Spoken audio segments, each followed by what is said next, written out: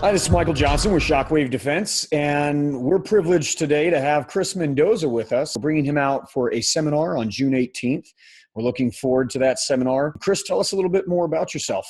Of course, my name is Chris. I spent 22 years in the Army. I'm retired. Actually, retired twice.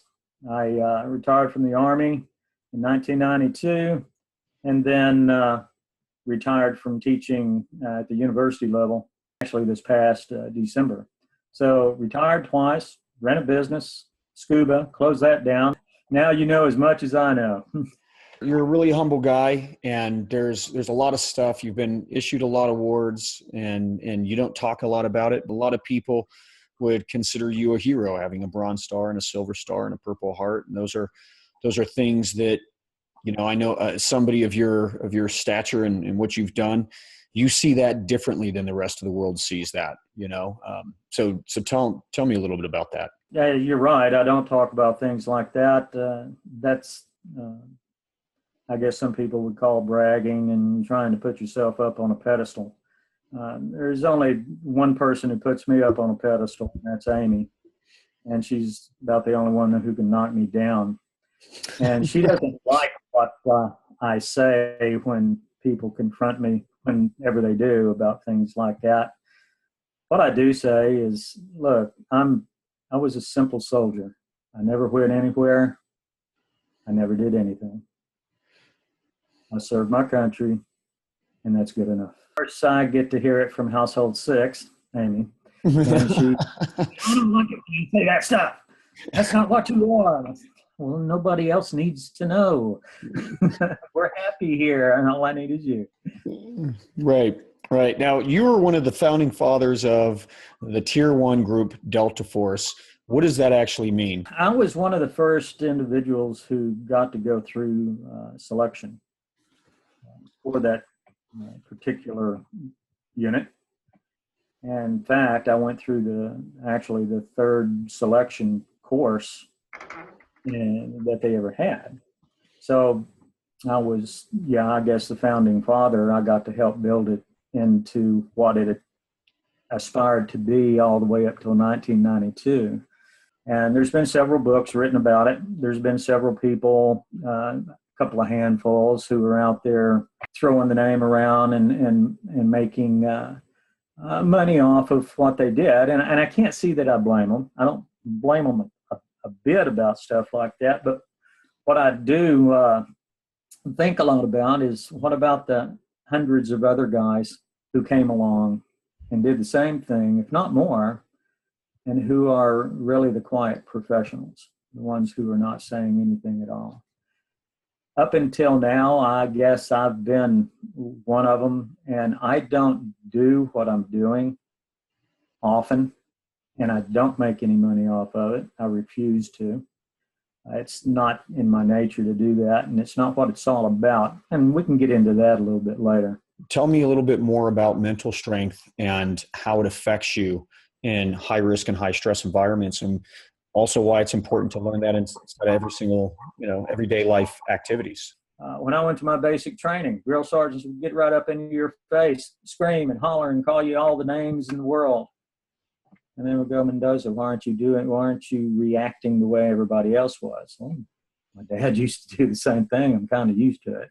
So your mental training in some cases start at home. You get into the training that you get into in the military or whatever, the corporate world or whatever it may be, or in the training that you're in Shockwave Defense, and you start learning how to be cold. You learn how to be miserable. You learn how to be hot. And you deal with it better than others do that aren't exposed to that kind of environment. The first time that I met you, and you said, oh yeah, I've fought here and I've fought there and I've done some underground stuff and I'm looking. And one of the things that we're trained to do and what I was doing, and I'm taking a look at your cauliflower ears and I'm going, this guy's not lying. So anyway,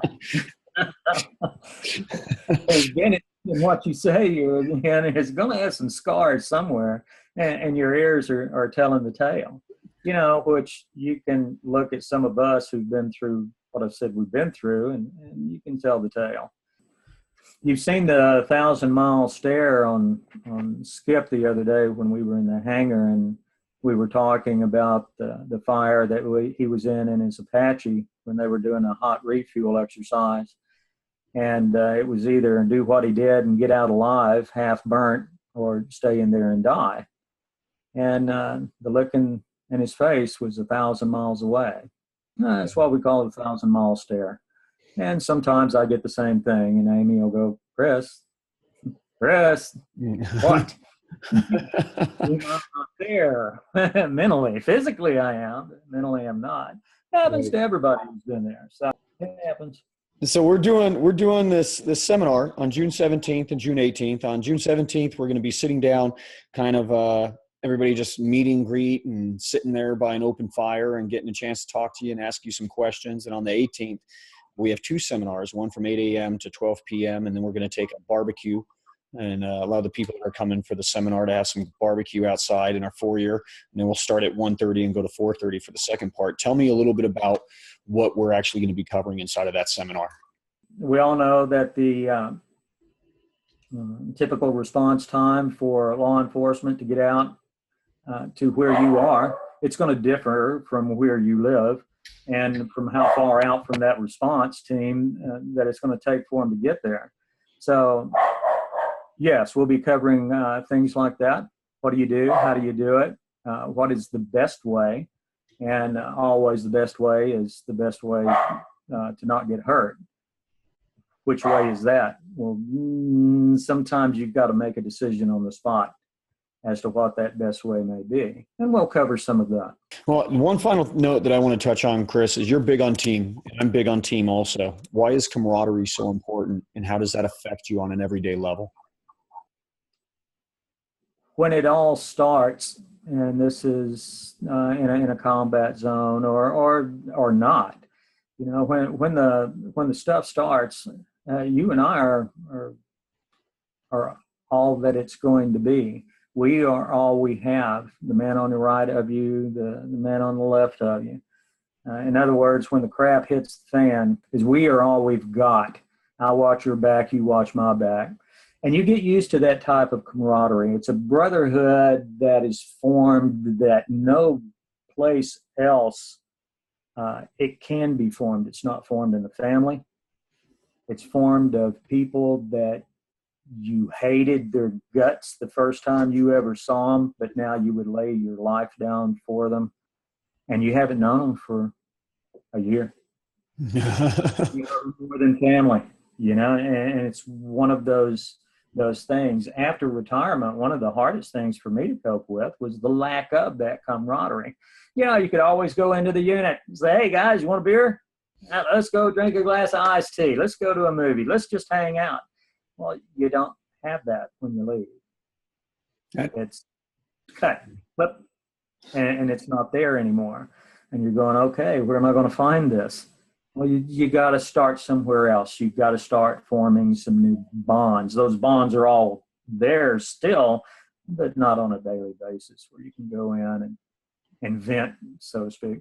Well, brother, you have that bond with us, and Shockwave prides themselves on that. You know, we've got some really amazing classes, and we got a lot of amazing instructors like yourself that we have on board. I would follow that saying, that's not what we're known for as much. We're known for our tight-knit community that we have at Shockwave and the brotherhood that's there. The fact that you can make a phone call at 2 a.m.